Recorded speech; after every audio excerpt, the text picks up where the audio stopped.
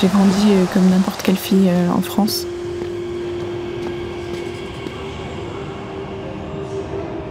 Dieu merci, moi j'ai manqué de rien et j'ai tout eu quand j'étais petite.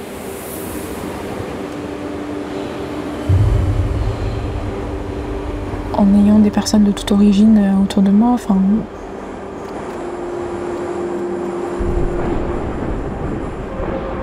J'ai eu des amis, j'ai fait ma vie, j'ai joué au basket des petites.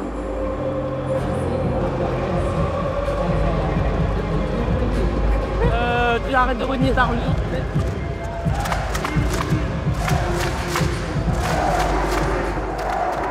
Et là, d'un coup, à partir du moment où j'ai commencé à mettre le foulard, il y a énormément de portes qui se sont fermées.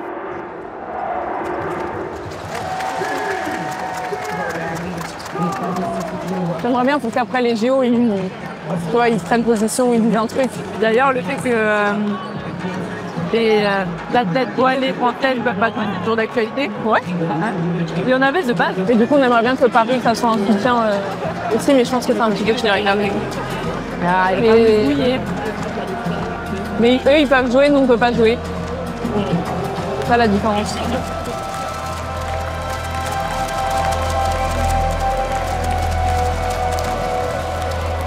Je vois l'invisibilisation, je la sens, je suis déjà entrée. En France, l'interdiction du port du foulard s'étend et aujourd'hui elle est arrivée jusqu'au sport, ce qui fait qu'aujourd'hui on ne peut plus jouer avec notre hijab de sport. C'est pour ça qu'on a besoin de faire parler de cette interdiction et surtout de notre mobilisation en France, mais aussi à l'étranger.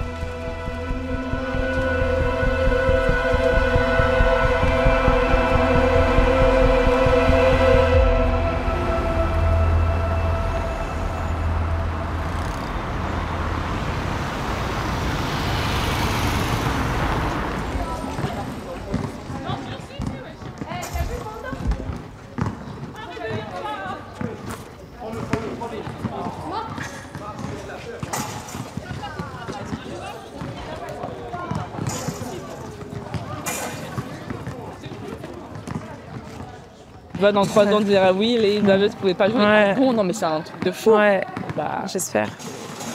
J'espère. Ça me fait chier, à chaque fois j'en prends le taf. En fait, c'est la réaction des gens qui me rend ouf. Mais réagissent comment? C'est la phrase, pourquoi elle l'enlève ça? Ça me rend folle. Tout le monde? C'est la première réaction des gens? C'est la première phrase que les gens me sortent en général. Même plus c'est les règles, moi j'ai trop peur de me prendre une amende, ça je me rappelle.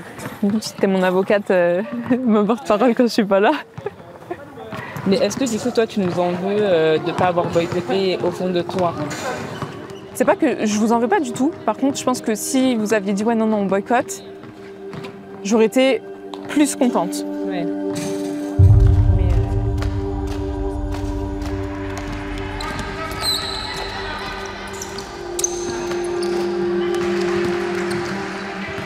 On avait un match important et avec un gros enjeu. Et là, mon coach m'appelle et il me dit que l'arbitre ne veut pas que je joue avec mon couvre-chef sportif. Donc à ce moment-là, j'étais un petit peu perturbée, je savais pas trop quoi faire. Mes coéquipières qui sont un petit peu inquiètes, qui me demandent voilà, Hélène, est-ce que tu vas jouer? Hélène, est-ce que tu vas jouer? Et je reste sur le banc et à ce moment-là, j'avais envie de parler à personne. Franchement, pendant tout le match, j'avais plus envie d'être là. Mais moi, je sais et je sens que s'ils pouvaient nous interdire l'accès aux bâtiments publics, nous interdire l'accès au gymnase, ils le feraient. Forcément, il y a eu plusieurs filles qui ont été interdites de jouer et qui ont fait face à cette interdiction. Et donc, il y a des clubs, des présidents, des joueuses qui se sont mobilisés. On a créé le collectif Basket pour toutes qui lutte contre les discriminations dans le basket français.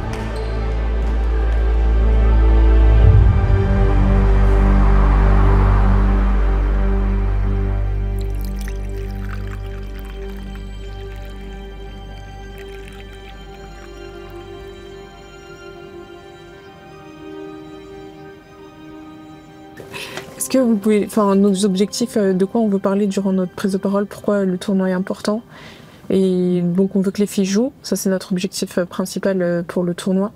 Mais après, on avait un call to action, qu'elles rejoignent Basket pour toutes. Moi, ce que je me disais dans ma tête, c'est première chose, c'est l'objectif, c'est de se rassembler. Parce qu'il y a, en vrai, il y a Baller, il y a Basket pour toutes, il y a les influenceurs, il y a les filles qui jouent. On n'a jamais réussi à se rassembler. On nous a empêchés aussi de nous rassembler. Donc là, voilà, c'était important de se rassembler, c'est la première chose. J'ai hâte de jouer, mais je pense que mon équipe va pas aller très très loin. Désolé les filles. Et ouais, j'espère que aussi il y a beaucoup de gens qui vont rejoindre Basket pour toutes. Par contre, il faut qu'on soit prêt à leur donner de quoi faire. Sur les arbitres. Et Referee Time, ils sont sous pression de la FFBB. Et en fait, ils ont fait le premier événement bowler et depuis, ils font plus d'événements parce que leurs arbitres sont affiliés à FFBB. Et c'est pour ça aussi que l'événement bowler à Uzi a été annulé comme pour nous.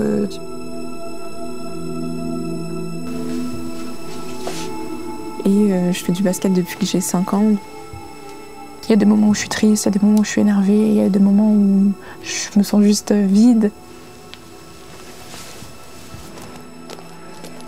J'ai vécu ou des interdictions ou des discriminations islamophobes dans mon stage, au basket, dans la rue. Et donc parfois ça se cumule en fait.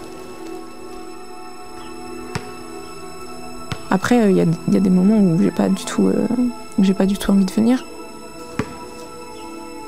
Je le fais aussi par résistance, je pense. On veut pas nous voir, je serai là quand même.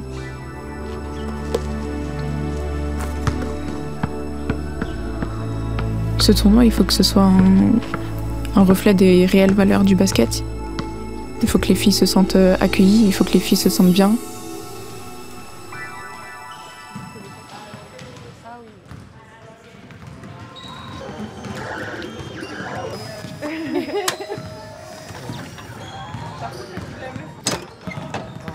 Il y en a des différents par exemple.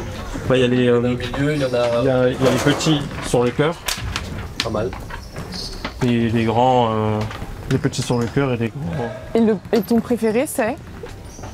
Mon préféré. Voilà. Tu préfères lequel? Voilà. C'est unanime. Non, c'est pas unanime. Non, parce qu'il y a toi. Ok.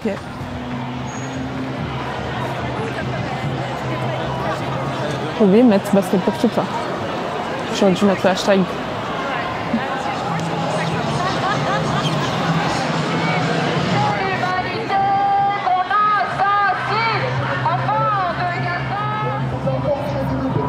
Tu peux faire un demi-tour, s'il te plaît? Parfait. Merci.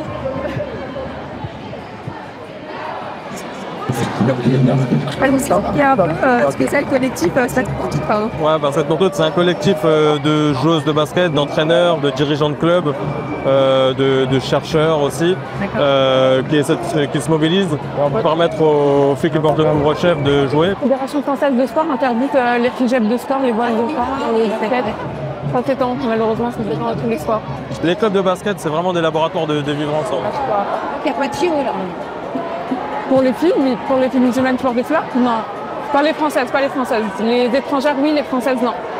Ah ouais, c'est stupide ça. Ah oui, non, mais c'est Ça veut dire que si t'es né en France, t'as le droit de porter une voile. Si on concourt pour un pays étranger, on peut.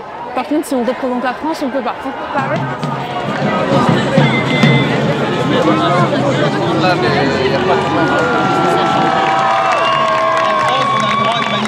Contre le racisme, on a le droit de manifester contre l'islamophobie, on a le droit de manifester pour la protection des enfants. En France, il y a un climat généralisé d'islamophobie systémique, puisque à la rentrée, dans les écoles, on a interdit l'abaya. Là, c'est dans le sport, on interdit les femmes qui portent le couvre-chef de pouvoir jouer. Donc on se rend compte que c'est dans plein de domaines que pour les musulmans, c'est compliqué. Je pense que la France est raciste. Et j'ai grandi en tant qu'enfant métisse, très à l'aise avec ces deux cultures, avec qui j'étais, avec mes parents, avec ma couleur de peau, avec ma religion. On pousse les limites du droit, on repousse les limites, on restreint encore plus les libertés fondamentales. Et quand on menace les libertés fondamentales d'une partie de la population, on menace les libertés fondamentales de toute la population.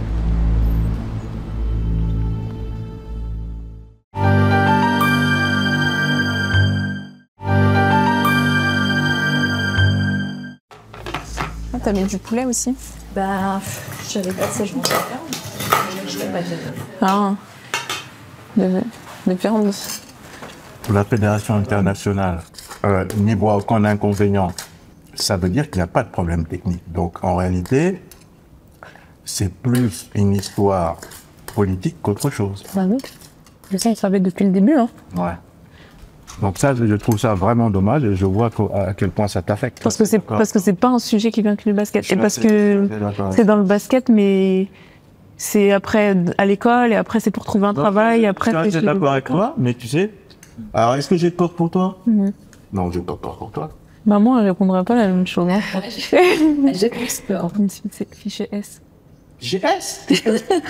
Pourquoi tu serais fichier S? Parce que c'est fichier S pour tout pour rien. Parce que... Non, mais voilà, elle a peur que je m'attire des...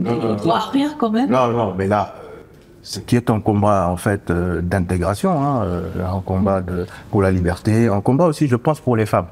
Parce que ça arrivait avec l'immigration, parce que ça arrivait avec la xénophobie, Ouais, parce que c'était un signe de... Oui, le voile, c'est parce que c'est visible. On ne peut pas effacer l'appartenance religieuse des gens, leurs convictions, des athlètes, on ne peut pas les effacer. On ne peut pas les sortir des aires de jeu. On est prêt pendant un mois à voir des gens de toutes les cultures, passer du temps ensemble. C'est ça le sport, hein. L'olympisme.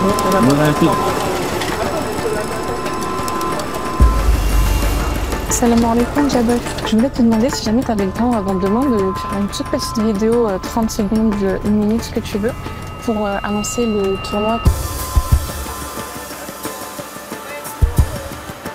Le monde et la France ont les yeux rivés sur les Jeux olympiques et paralympiques.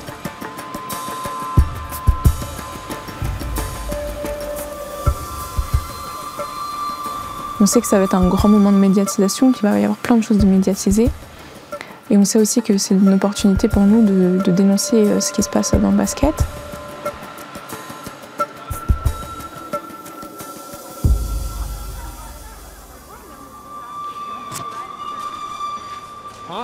On pourra peut-être pas être au JO 2024 cette année, mais en attendant, on vous invite à aller au tournoi Basket pour toutes. Tout le monde est la bienvenue et c'est gratuit, ouvert à tous.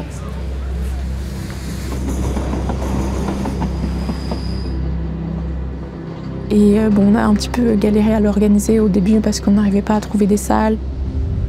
On a eu du mal à obtenir un gymnase. Les arbitres officiels ne veulent pas forcément se déplacer sur un tournoi basket pour toutes. Moi, j'ai personnellement aucun doute que c'est une pression politique. Il faut qu'on soit nombreuses, qu'on montre qu'on est solidaires. Montrer à la Fédération française de basketball qu'on ne se laissera pas intimider.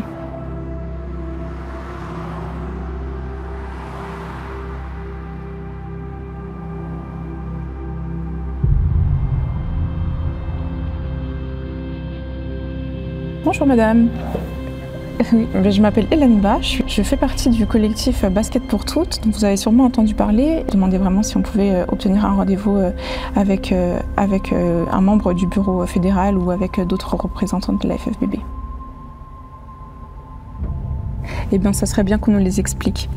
Parce que la Fédération française de basket, il y a des fédérations françaises nationales qui autorisent le port du couvre-chef sportif. Il y a des fédérations internationales, dont la Fédération internationale de basket, qui l'autorise. Et nous, on est soutenus par tous les défenseurs du droit. Donc je ne pense pas que la FFBB soit plus spécialiste des droits humains que l'ONU, qu'Amnesty International ou que les autres fédérations sportives partout dans le monde ou en France.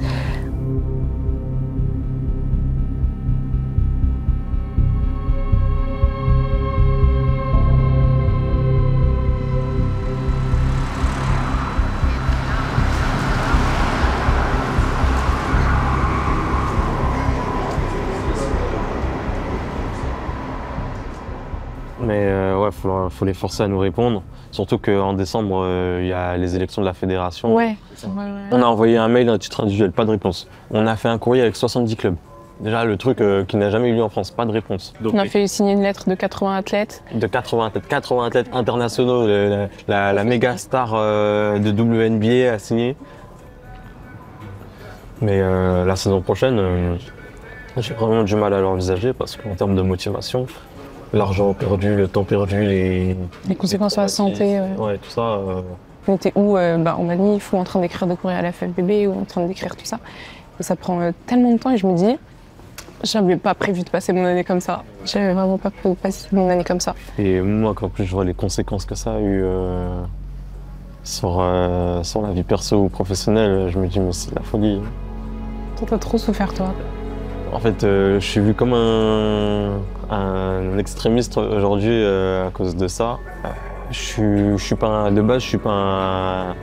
Voilà, et on dit je suis un politique qui veut mélanger la politique et le sport, mais non, pas du tout. Moi, de base, j'ai pas d'ambition politique. Un basketteur qui est devenu entraîneur et j'aime entraîner. Ça veut dire là, ça me manque de faire des séances, d'aller en compétition et tout. C'est pas amusant non plus. Tu fais un entraînement, tu t'ennuies. Mais moi, je dis toujours, je fais pas du basket pour faire du loisir. Et puis c'est pas pareil, t'as pas la même motivation. Là, ce soir, les filles ont match. Et je vais au match, mais les 2-3 matchs d'avant, je suis pas venue parce que j'avais plus du tout envie.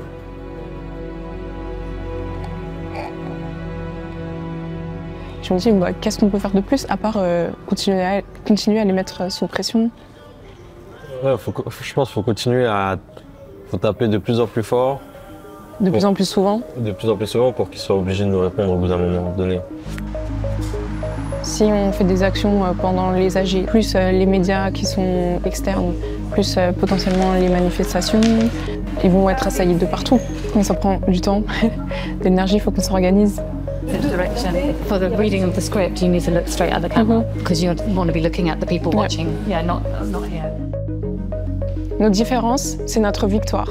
Sur le terrain, nous sommes toutes et tous égaux. Après, notre stratégie, nous, ça a aussi été d'aller chercher des personnes à l'international, puisqu'on sait qu'en France, le sujet est très tabou et le sujet est mal compris. The worst thing is, as French people, we're so used to it that it doesn't shock us anymore, but it should be shocking. So, as you can see, this rule affects younger girls and older girls, professional, not professional, at the district level, at the Olympic level. It's a public health issue, it's a social issue, it's a gender issue. Notre terrain, c'est notre territoire. Il est ouvert à tous, sans limite d'âge, d'origine, de religion. Si tu veux venir samedi, un petit tournoi à Noisy-le-Sec, t'es la bienvenue. Et le but, c'est de faire connaître Basket pour toutes, c'est aussi de permettre aux filles qui ne peuvent pas jouer en compétition de pouvoir jouer et de pouvoir profiter et de recruter potentiellement des membres si les gens veulent rejoindre Basket pour toutes. Tu fais vraiment la première com. Et c'est comme ça en fait qu'on aura vraiment des réseaux forts et soignés et qu'on soit fort. Ouais. Non mais tout à fait, voilà. Je sais. Voilà. Que nous toutes, les gamines du basket, sommes fiers de notre appartenance. C'est bien ça, non? Même okay. Pour regard et tout. Ouais.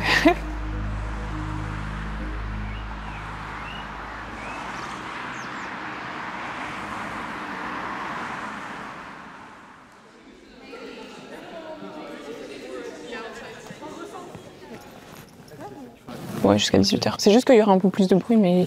Ouais, bah, toi, t'es pas allé voir dehors? Non, je suis pas allé dehors, voir. Il y a de l'espace, on peut aller voir avec... Ouais, on peut aller voir dehors, ouais. Je me sens grande, hein.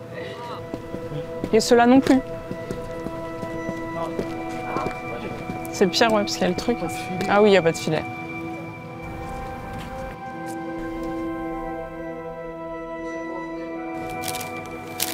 Tété, nanana. Ouais. Tu vas jouer, là? Ouais. Sur une échelle de 1 à 10. T'es optimiste comment? Je sais pas, on est plusieurs en vrai. Heureusement qu'on est plusieurs d'ailleurs. Ouais. Mais toi d'ailleurs, tu comptes faire quoi là en septembre? Je pense pas que je vais me réinscrire. Je pense que je vais... Je sais pas quel sport je vais faire, mais je pense pas que je vais me réinscrire. Tu veux faire un autre sport? Bah, je me vois pas ne pas faire de sport, mais je me vois pas refaire une saison comme ça. Ouais, c'est vrai. Donc ça me saoule, c'est pas la même chose le basket sans toi. Mais est-ce que tu pensais que t'allais avoir des... T'allais pouvoir arriver à changer les choses avant la prochaine saison? En vrai, c'est les JO ou rien. Ouais. Les JO, c'était un peu une chance. Au début, enfin, il y a un an, je m'étais dit, si la règle n'a pas changé après les JO, j'abandonne. Ah ouais. Je le laisse tomber et tout. Je suis plus dans la mobilisation. Là, je sais pas. Parce que je me dis, bon, on s'est lancé. Si on arrête, qui va reprendre personne, tu vois. Bah ouais. Là, tu sais que si c'est pas toi, c'est personne. Alors que dans l'autre assaut, bon, si c'est pas toi, c'est quelqu'un d'autre. Là, c'est vraiment si c'est pas toi. Ouais. Pas facile. Moi,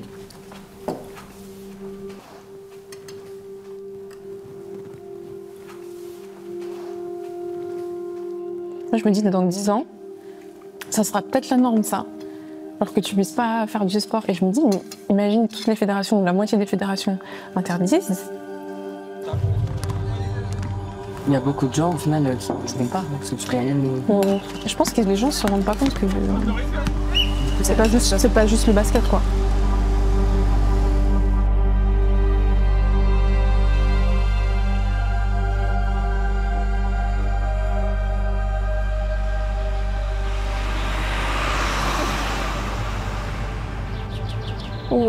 Tu monté.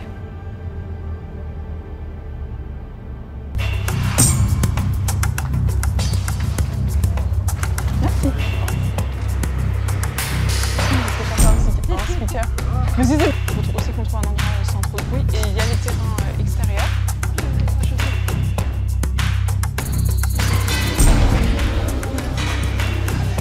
Il y a encore plus de monde que ce qu'on pensait.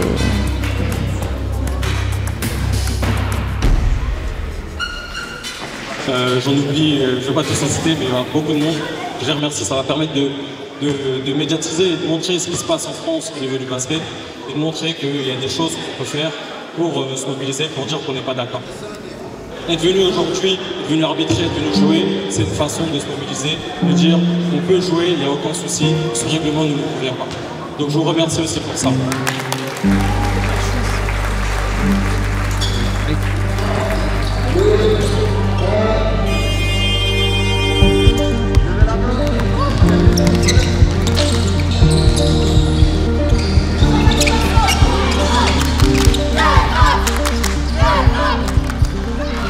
Il y a des filles qui vont grandir et elles vont dire non mais dans le sport tu peux plus porter. Donc est-ce qu'elles vont faire comme à l'école et elles vont s'habituer au fait de l'enlever et on va dire bah, c'est ça la nouvelle norme et du coup on va repousser toujours plus loin? Ou est-ce qu'elles vont pas faire de sport? Et toute la génération de transition, genre nous, toutes les filles qui le portent là actuellement, est-ce qu'on va arrêter de faire du sport?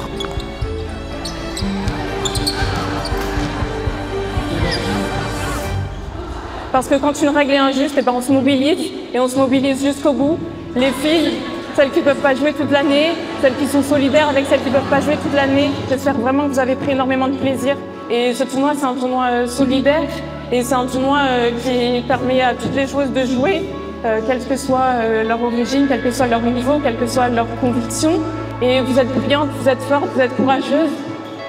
Et j'espère vraiment mettre de tout cœur.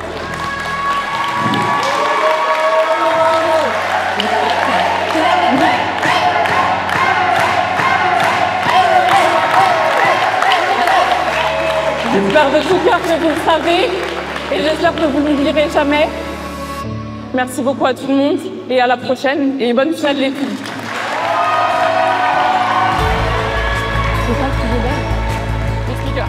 Là on se retrouve à lutter pour quelque chose de basique. Et j'espère qu'elle comprendra à ce moment-là qu'on peut très bien représenter la France et être musulmane, qu'on peut très bien représenter la France et ne pas être blanche, qu'on peut très bien représenter la France et porter le foulard. Et j'espère vraiment que les Français, les Françaises et le gouvernement se rendront compte que c'est eux qui perdent le plus en prenant ces décisions-là.